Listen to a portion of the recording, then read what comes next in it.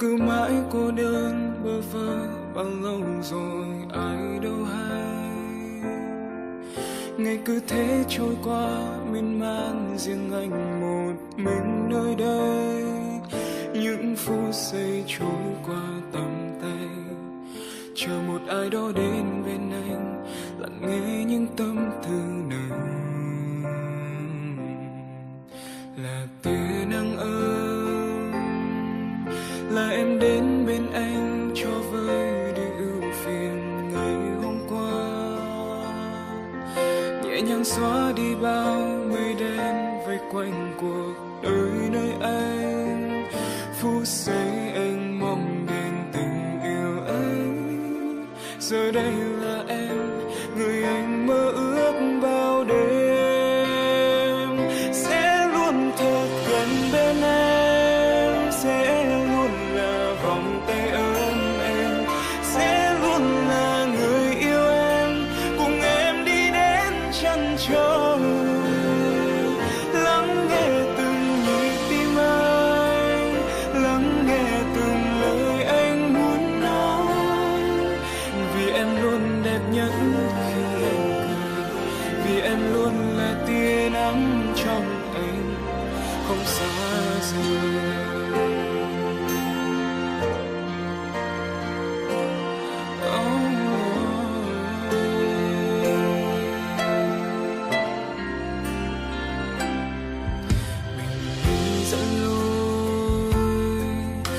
Sau có em luôn bên anh trên con đường ta chung đôi. Niềm hạnh phúc như trong cơn mơ chưa bao giờ anh nghĩ tới. Phút giây ta trao nhau tình yêu anh, giờ đây là em người anh sẽ mãi không quên. Sẽ luôn thật gần bên em, sẽ luôn là vòng tay ấm em, sẽ luôn là người yêu em, cùng em đi đến chân trời. Lắng nghe từng nhịp tim anh, lắng nghe từng lời anh muốn nói.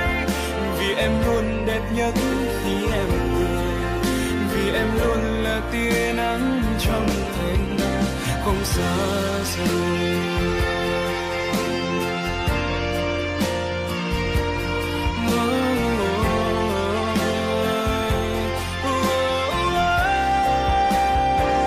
Sẽ luôn thật gần bên em, sẽ luôn là vòng tay ấm em, sẽ luôn là người yêu em, cùng em đi đến chân trời.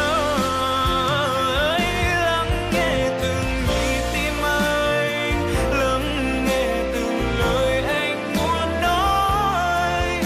Vì em luôn đẹp nhất khi em cười, vì em luôn là tia nắng trong anh không xa rời.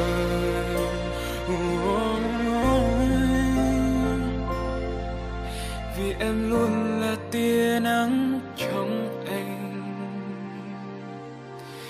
không xa rời.